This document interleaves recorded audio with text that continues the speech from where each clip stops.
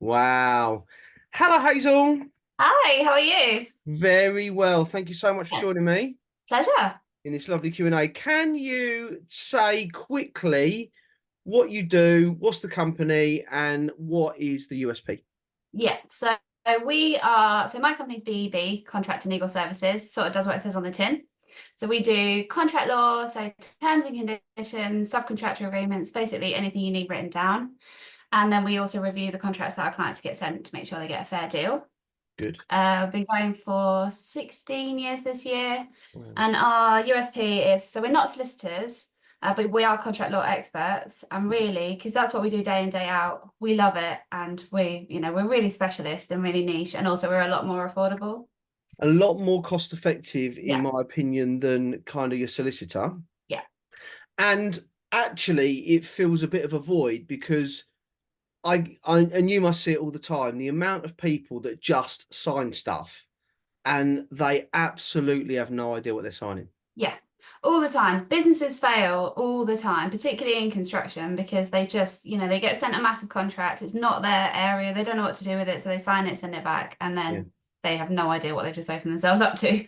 Not at all. And actually, in terms of interestingly, we'll be talking about kind of basic construction contracts. Mhm. But actually, even if you look at it from a subcontractor point of view, I have seen main contractors just run rings around subcontractors because almost they're signed up to a point where, well, the valuation goes in, but then they have to do seven different things in order to validate that.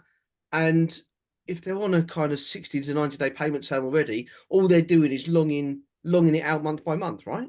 It's literally how they make their profit a lot of the time, main contractors, is by whittling down the subcontractor's value of the contract, and Mm. that, they just feed off of that a lot of the time. So. And it's important to note that that's not all main contractors. There's a lot Of of good course, ones out there. of course, of course. Yeah, I mean, we have also dealt with the other side, so the employers or main contractor side, Mm. and they're not all in it for that, but certainly some of the bigger guys, they're not the nicest to deal with. No, no, especially the kind of multi-million pound when they're working on very small profits anyway. Yeah.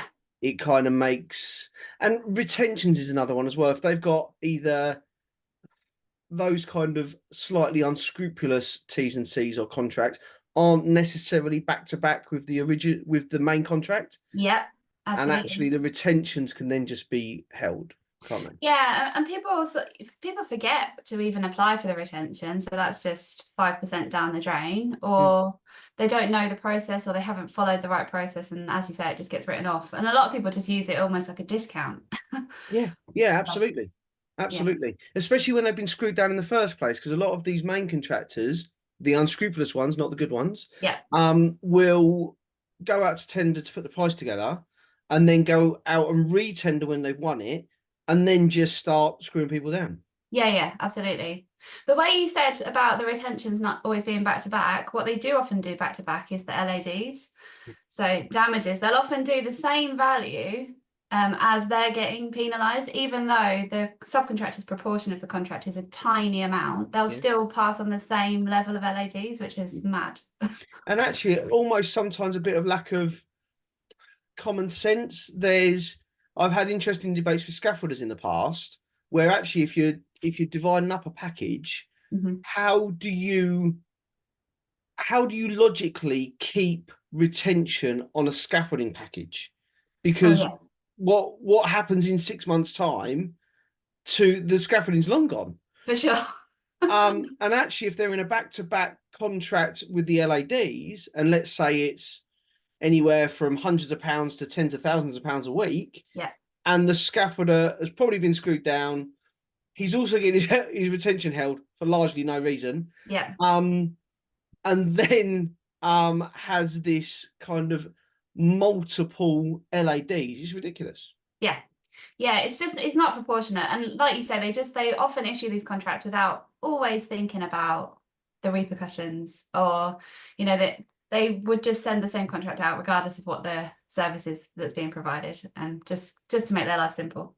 And that's really where you come in. So, and it's interesting. One thing you did say to me once is you'll be surprised if you do push back on the T's and C's what they're willing to capitulate on? Yeah. So I'll only mention this name because they've gone bust. So Carillion, right? Yeah. So they were notorious in the industry and they were horrible to deal with. But actually, so we had a lift company client of ours.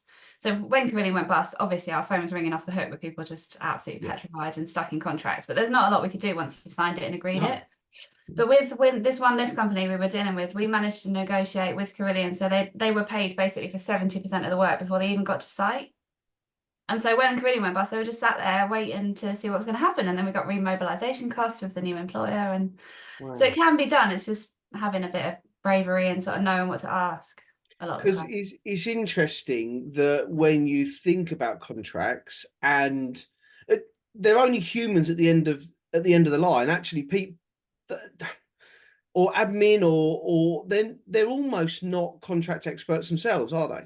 Well, that's true as well. And also by the time you've been given a draft contract, they're clearly saying that they want to work with you. So you've got that, you've got something you can negotiate with because they clearly want to work with you. They're not going to waste their time issuing a contract. And also, as you say, a lot of the time, the bigger the end main contractor, the bigger their contracts team. There's just sitting there. Most of the time, they have nothing to do. They just sit there, twiddling their thumbs, getting paid.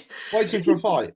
Yeah, but they are genuinely often willing to negotiate. Not everything, but we tend to sort of recommend having a list of things that you must have, and a list of things that you're happy to sort of give up on. So you go to them with a whole list of everything that you want, and then you're prepared to give up some in exchange for the must-haves. And do you find that a lot of the people that are using your services are that main contractor, subcontractor? Because I know you do T's and C's and various other agreements as well. Who's your biggest demographic that's using you?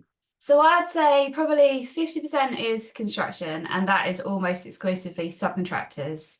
So anyone providing goods or services on a site. So they make up the biggest, it's probably 50% of what we do is that. And then the other 50% is T's and C's and other contracts for every industry you could possibly imagine, and some that you will never have thought of in your life.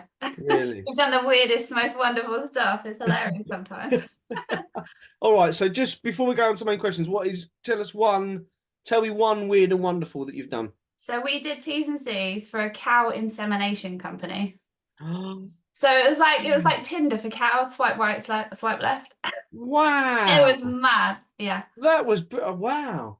I hate to think of the wording that you would have had to have used. Yeah. We had to do some weird research.